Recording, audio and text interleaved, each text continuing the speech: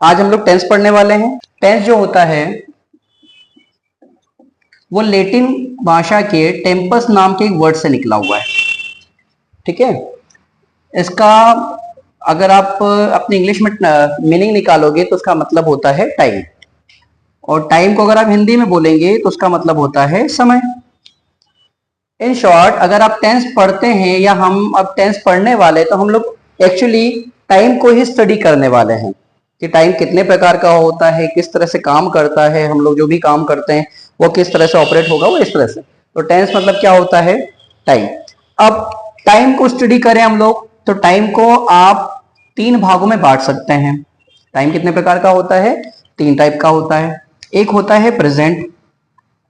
Present मतलब वर्तमान, अभी जो भी कुछ चल रहा है इसको प्रेजेंट टेंस में रखते हैं हम लोग, इन्हें वर्तमान काल कहलाता है ये। एक होता है पास्ट। पास्ट मतलब जो गुजर चुका है, जो जा चुका है, उसे हम लोग पास्ट बोलते हैं, यानी पास्ट कैटेगरी में रखते हैं। और लास्ट होता है फ्यूचर। फ्यूचर मतलब भविष्य। तो भविष्य मतलब आने वाला जो समय है जो अब तक नहीं आया, उसको हम लोग फ्यूचर टेंस में रखते हैं। ठीक है, अब ये टाइम का क्लासिफिकेशन भी हो गया और यही टेंस का भी क्लासिफिकेशन हुआ। मतलब मैंने अभी जैसे आपसे बात की कि भाई टेंस जो होता है वो टाइम ही होता है, तो टाइम को आप 3 हिस्सों में बांटा आपने, प्रेजेंट, पास्ट और फ्यूचर। तो टेंस भी 3 ही होंगे, प्रेजेंट, पास्ट और फ्यूचर। यहां तक क्लियर है? अब इसके आगे हम बात ये करें कि देखिए, टाइम को हम स्टडी कर रहे हैं, टेंस को हम स्टडी कर रहे हैं, तो इंग्लिश में क्या किया है, इसके और क्लासेस बनाए हुए हैं और क्लासिफिकेशन किए गए हैं। वो क्लासिफिकेशन इन तीनों के कॉमन है। जैसे हम लोग प्रेजेंट की बात करें तो प्रेजेंट में इनकी क्लासिफिकेशन में एक आता है कंटिन्यूअस टेंस, एक टेंस है कंटिन्यूअस, ये प्रेजेंट का है। दूसरा एक और आता है इसका परफेक्ट टेंस, इसी में एक आएगा परफेक्ट कंटिन्यूअस टेंस, मैं शॉर्ट में लिख दे रहा हूं परफेक्ट कंटिन्यूअस टेंस। और एक रहेगा इसमें सिंपल या फिर कहें कि इसको इंडेफिनिट टेंस। और 2 टेंस मैंने खुद इसमें ऐड करे हैं जो इनके टाइप्स के हिसाब से कुछ कंफ्यूजन क्रिएट करते थे, तो हम लोगों ने क्या किया है, उन 2 टेंस को उसमें और रखा है, जिसमें से मैं एक का नाम अभी आपको बता दे रहा हूं, बाकी को हम लोग अभी आने वाले दिनों में स्टडी करेंगे।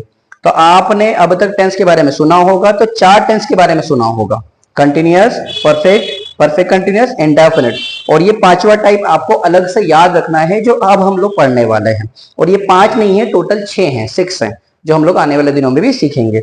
अच्छा, मजेदार बात ये है कि ये प्रेजेंट के ये जो टेंस है यही पास्ट के लिए भी होते हैं और यही फ्यूचर के लिए भी होते हैं, मतलब अलग अलग आपको याद नहीं करना है।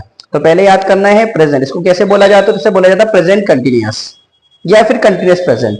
आप पहले टेंस बोल दे फिर उसका टाइप बोल दे, या पहले टाइप बोल दे फिर उसका टेंस बोल दे, दोनों एक ही बात है।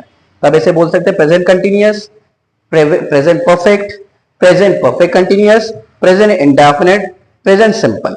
इसी तरह से past continuous, past perfect, past perfect continuous, past indefinite और पास्ट सिंपल। इसी तरह से फ्यूचर में future continuous, future perfect, future perfect continuous, future indefinite और फ्यूचर सिंपल।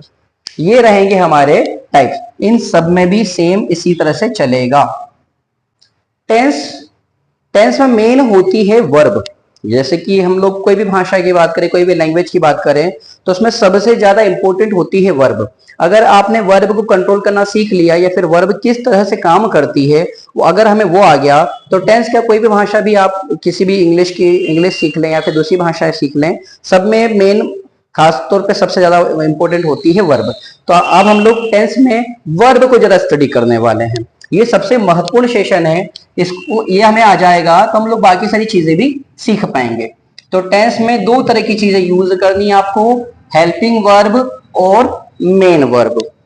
पहले हम लोग बात करते हैं हेल्पिंग वर्ब की। तो टेंस में आपको टोटल 3 हेल्पिंग वर्ब यूज करनी होगी, एक बी, दूसरी हैव और तीसरी डू।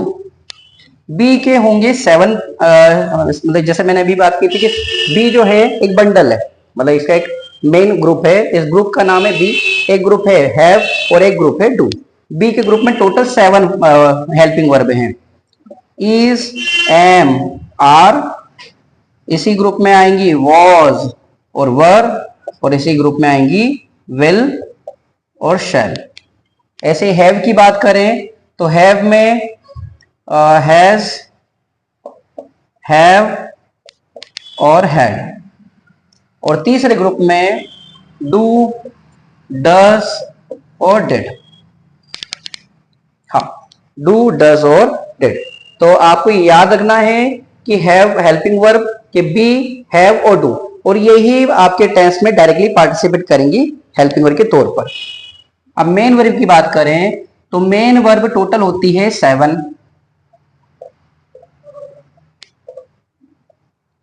वर्ब का फर्स्ट फॉर्म, वर्ब का सेकंड फॉर्म, वर्ब का थर्ड फॉर्म, वर्ब का फोर्थ, वर्ब का फिफ्थ, सिक्स्थ और सेवंथ फॉर्म। इनके हमने ग्रामेटिकल नेम सीखे, present form, past form, past participle form, continuous form या एनजी फॉर्म, सिंगुलर फॉर्म और ऑब्जेक्टिव फॉर्म। ठीक है ना? ओके, तो ये हमारी मेन वर्ब का क्लासिफिकेशन हुआ। अब हमें जो मेन चीज इसमें समझनी और सीखनी है वो है टेंस के अकॉर्डिंग इनका क्लासिफिकेशन। भाई हमने अभी समझा कि टेंस होते हैं 3 प्रकार के, प्रेजेंट, पास्ट, फ्यूचर, और उसमें होते हैं उनके types, continuous, perfect, perfect continuous, indefinite और सिंपल। अब हमें ये देखना है कि कौन सा टाइप इसमें कैसे कैसे यूज होगा।